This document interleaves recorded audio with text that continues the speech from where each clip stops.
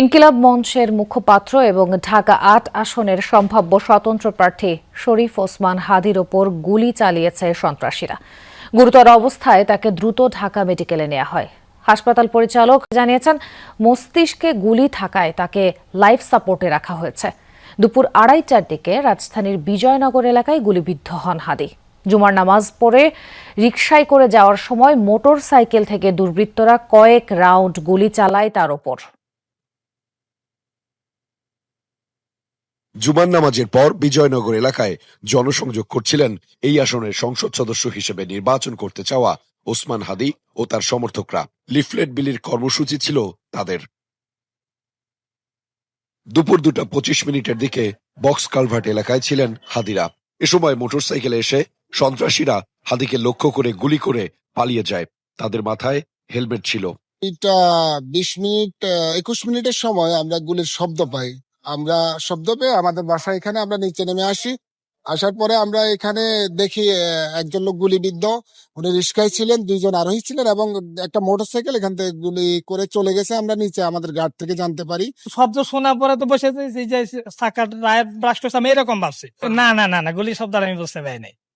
পরে যখন মানুষের দৌড়াদৌড়ি ছুটাছুটি, তখন আমরা বাইরেছি যে কি ব্যাপার, মানুষ দৌড়ে কেন। সেখান থেকে কর্মী সমর্থকরা তাকে ঢাকা মেডিকেলে নিয়ে যায়। সেখানেই চলছে তার চিকিৎসা। সিটি স্ক্যান শেষে ওসমান হাদিকে অপারেশন থিয়েটারে নিয়ে যাওয়া হয়। হাদির এক সহযোগী জানান, লিফলেট বিলির পর সোহরাওয়ার্দী উদ্যানে জড়ো হয়ে দুপুরের খাবার খাওয়া এবং আলোচনার কথা ছিল। আমরা যখন ক্যাম্পেইন শেষ করে সবাই সোহরাওয়ার্দীতে আসবো, আমরা একসাথে কথা বলবো, খাওয়া দাওয়া করবো। ভাইয়ের সাথে আমাদের কিছুক্ষণ পর পরে কথা হচ্ছিল। এমন সময় ২ জন বাইক থেকে ভাইয়ের মাথায় গুলি করেছে। ঘটনাক্রমে গুলিটা মাথায় না লেগে কানের নিচে লেগেছে।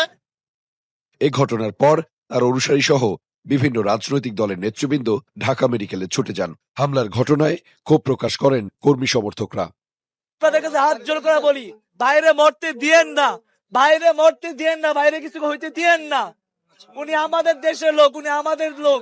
আমরা ক্রাইম সিন টিম আমরা কর্ডন করেছি এবং রক্তের কিছু আলামত আমরা সংগ্রহ করেছি। আমরা কোন আলামত রক্তস্বরটা সংগ্রহ করেছি আমরা এই পর্যন্তই। পরিস্থিতি বিবেচনায় ঢাকা মেডিকেলে সেনাবাহিনী সহ অন্যান্য বাহিনী মোতায়েন করা হয়েছে।